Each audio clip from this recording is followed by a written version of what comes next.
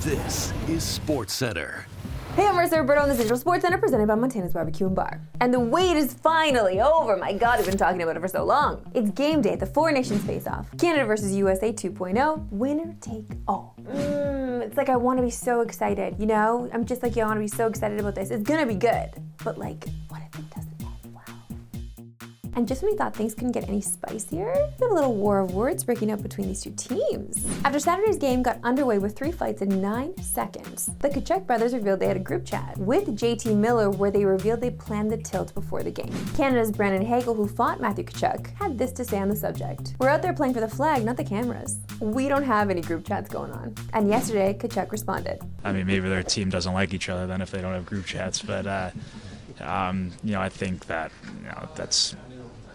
that's just a player, and enjoying these opportunities. So I think that our team does not care about anything that they say, and there's been a lot of chatter and talk from individuals, but we care about one thing in this room, and we have millions of people that are watching us and supporting us around this country, and we're very prideful in playing for them and the guys in the room. So it's an opportunity of a lifetime for us.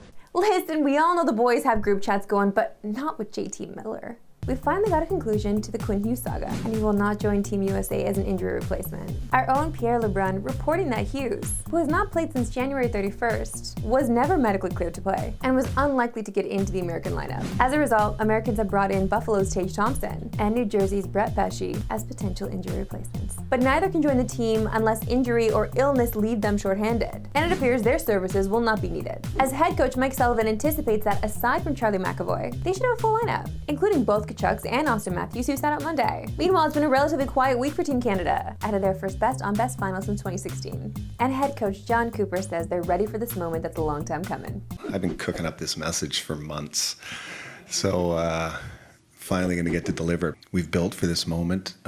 We wanted to be in this moment, now we're here, and they know what they have to do to finish it off. Hell yeah, brother. Now all we're missing is a Masai quote, okay? Get up on stage, say what you need to say, drop the mic, walk away.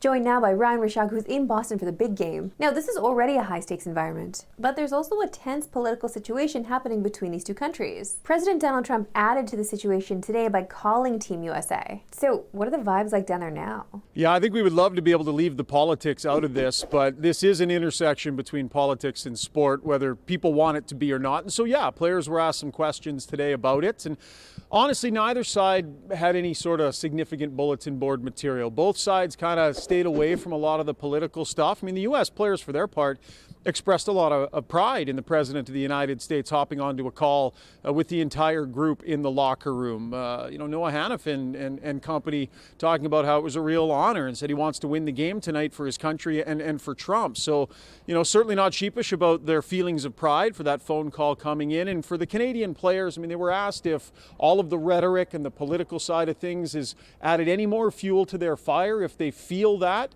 A lot of them talk about the fact that they're born to really dislike USA hockey, right, and USA hockey players. And so that rivalry already has a lot of juice in it as it currently exists. And so this outside stuff is not what they're focused on heading into the final game tonight. When these teams met on Saturday, we got fireworks right after the puck drop. Now the stakes are much higher. So what are you expecting from round 2? Yeah, I definitely don't expect people dropping the gloves right off the opening face-off. I feel like that was a one-off.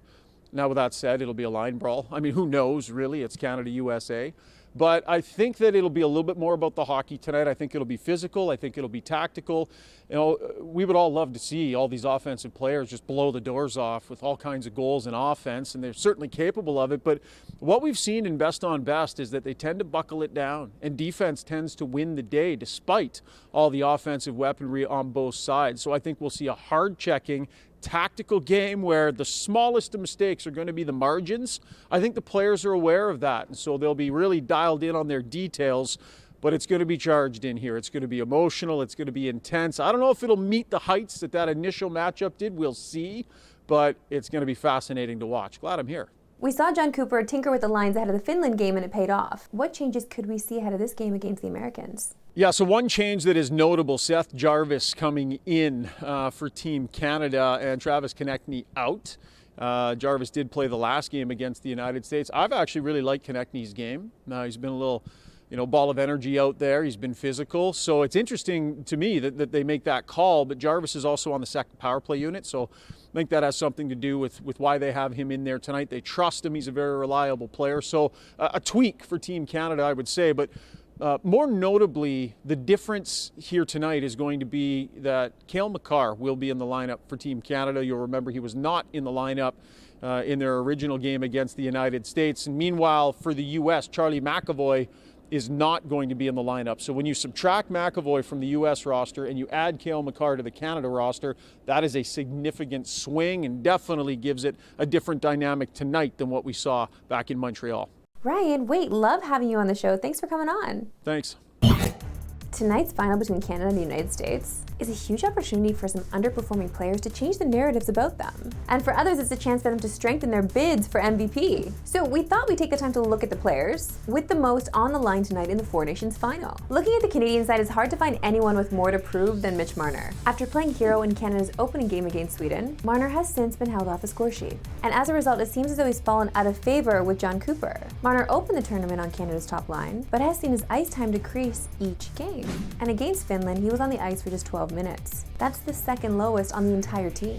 Marner's Leafs teammate Austin Matthews has also not had the tournament he was looking for the U.S. Matthews has just 1 assist so far, which has lowered his MVP odds to plus 25,000, tied for the longest odds on FanDuel. From their time with the Leafs, both Marner and Matthews both don't have the best reputation when it comes to big games. They played 6 winner-take-all games in the NHL and have lost all 6, including 3 at Boston Gardens. Both have the chance to rewrite that narrative tonight with a strong performance at the Four Nations final. And speaking of strong performances, both Sidney Crosby and Connor Hellebuyck are looking to stay hot going into the final game, and are both in the mix for tournament MVP. Looking first at Sid the Kid, his 5 points are tied for first in the tournament, which has him third in MVP odds on FanDuel right now.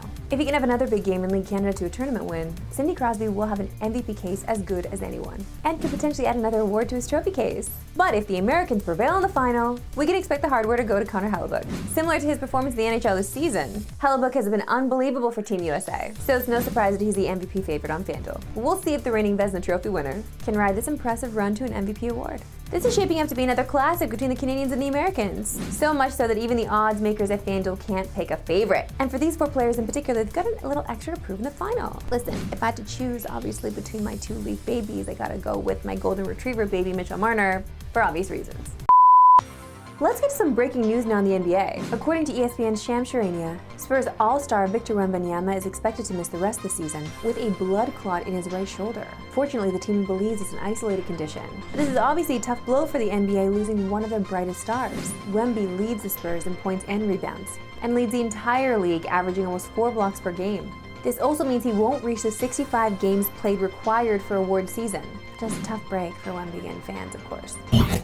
It's hard to believe the Raptors franchise turns 30 this year. To celebrate, both the team and the NBA have released documentaries to celebrate the Raptors' impact on Canada and the country's rise as a basketball global powerhouse. Both films will make their debuts in select Cineplex theaters from February 21st to 24th and will be available on Crave and the TSN app. I was lucky enough to attend the premiere, so let me take you with me. So let's come along with me in another edition of Roberto on the Go.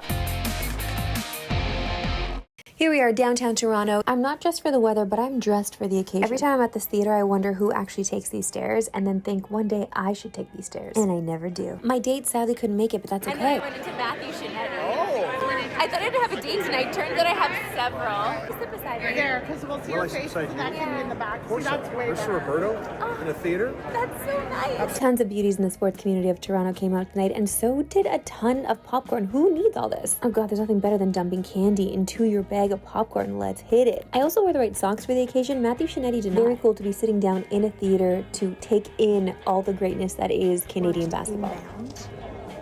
I thought it was fantastic. Yep. Well, Canadians in the NBA Yes. making a statement, Right. especially the ones from Toronto. Then you watch the history of the Raptors, topped with that Kawhi laugh. That was so good. This place is buzzing, and I took some snacks from there. Could there have been any more popcorn? Honestly, and then what happens with the popcorn when no one eats it? It just goes in the trash? Are the employees taking it home? I need to know. 10 of my favorite segment and yours that we love sports today. Why we love sports today. And if you aren't a gym rat, working out can be intimidating for many reasons. First and foremost, some of that equipment can be really confusing. Oh my God, no.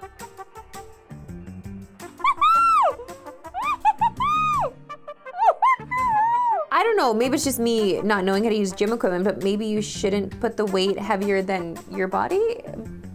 Was that just me? And some people hate the crowds and prefer to work out in peace without people messing up their routine.